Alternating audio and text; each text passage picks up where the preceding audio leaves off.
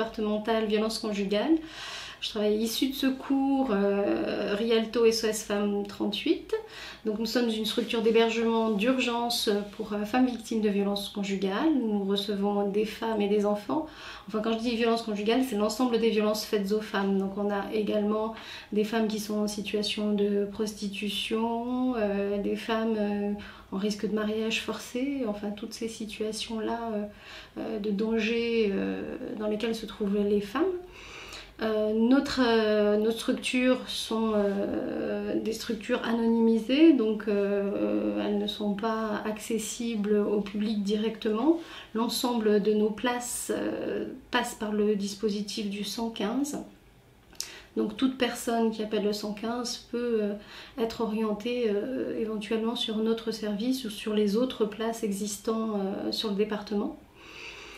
Il y a des places sur Grenoble et d'autres places qui se situent également à la Mure, donc sur le plateau mathésin.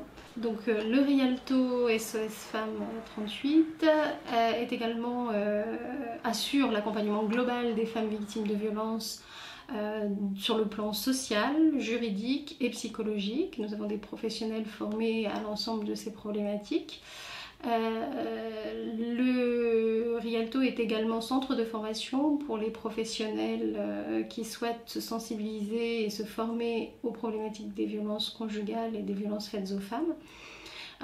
En règle générale, des sessions de formation sont proposées par la direction départementale aux droits des femmes et nous assurons les formations. Actuellement, nous travaillons essentiellement à la mise en place de formations par le biais des CISPD et CLSPD pour les professionnels agissant sur un même territoire, de sorte de créer des réseaux interprofessionnels locaux.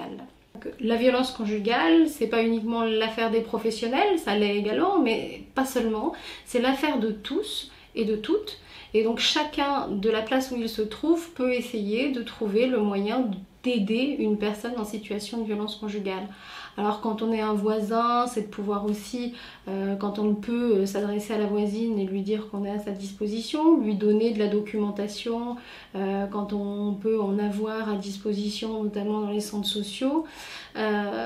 C'est effectivement contacter les services spécialisés pour essayer de trouver une solution pour aider ces personnes.